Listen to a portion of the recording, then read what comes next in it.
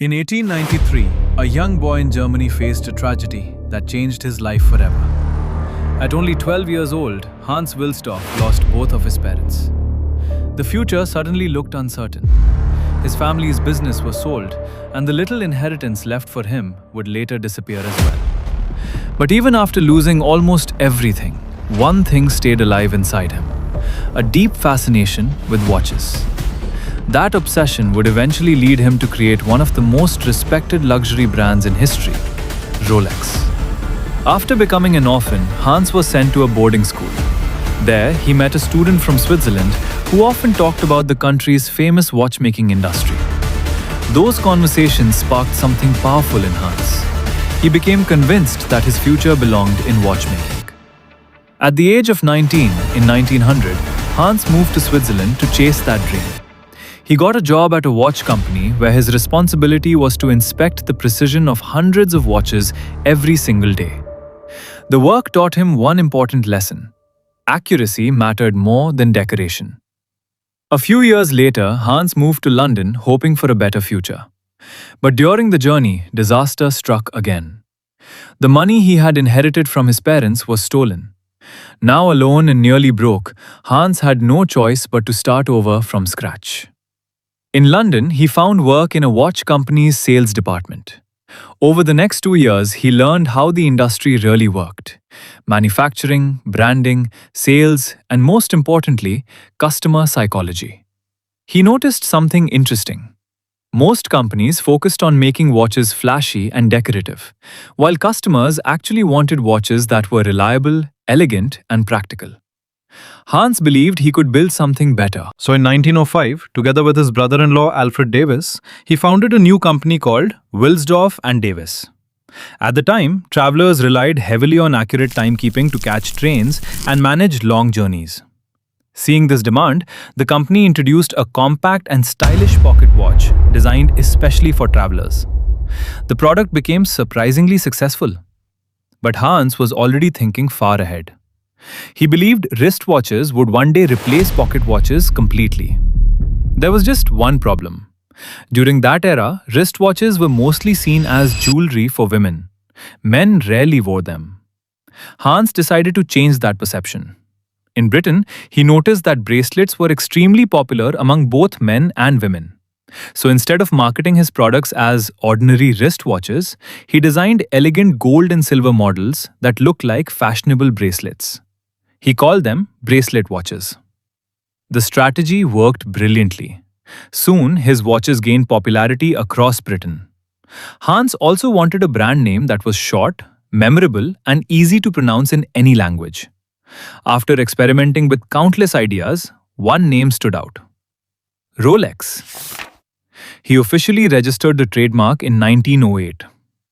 As Rolex grew, Hans became obsessed with one goal: creating the world's most accurate wristwatch. At that time, wristwatches were considered less reliable than pocket watches because their small movements were difficult to perfect. Determined to solve the issue, Hans studied watchmaking in depth and collaborated with experts from different countries. Eventually, Rolex developed a movement so precise that it received a chronometer certification in Switzerland, a major achievement at the time. Rolex's reputation quickly began spreading across Europe. But just as the company started growing rapidly, World War I changed everything. The British government imposed massive taxes on imported watches, making Rolex products far more expensive overnight. To survive, Hans shifted the company's operations to Switzerland and officially renamed it Rolex Watch Company Limited. Ironically, the war also created a new opportunity. Soldiers needed reliable watches during combat, and pocket watches were too inconvenient on the battlefield. Wristwatches proved far more practical. Rolex responded by producing durable military-style trench watches with strong cases and glowing hands that could be read in darkness. The watches became popular among soldiers, and after the war, civilians began adopting wristwatches as well.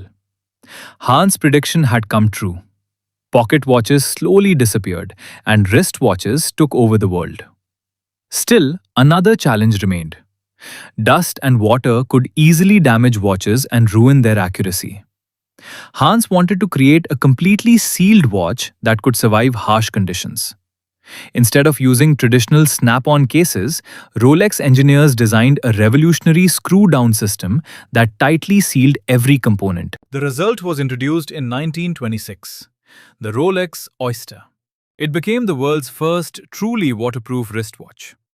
To prove its durability, Hans launched a bold marketing campaign. He partnered with swimmer Mercedes Glides, who attempted to swim across the English Channel while wearing a Rolex Oyster around her neck. Although she couldn't finish the swim, the watch survived perfectly after hours in freezing water. The story attracted huge media attention. Rolex even displayed Oyster watches inside fish tanks at retail stores to demonstrate their waterproof design. The marketing was unforgettable. But Hans wasn't finished innovating. Traditional watches still required manual winding every couple of days, and every time the crown was opened, water could potentially enter the watch. Rolex engineers spent years developing a solution. Finally, they created the perpetual rotor, an automatic mechanism that wound the watch simply through the movement of the wearer's wrist. This invention transformed the industry. The Rolex Oyster Perpetual became one of the most important watches ever created. Then came another challenge: World War II. The war disrupted global trade and damaged luxury markets once again. Around the same time, Hans also suffered a personal tragedy when he lost his wife in 1944. Despite the hardships, he continued pushing Rolex forward. In 1945, Rolex introduced the Datejust, the world's first self-winding wristwatch with an automatically changing date display. Later, Rolex added a magnifying lens over the date window, making it easier to read. That feature became one of the brand's signature designs. Throughout the 1950s, Rolex continued releasing groundbreaking watches. The Explorer was built for mountaineers and adventurers. The GMT Master helped pilots track multiple time zones.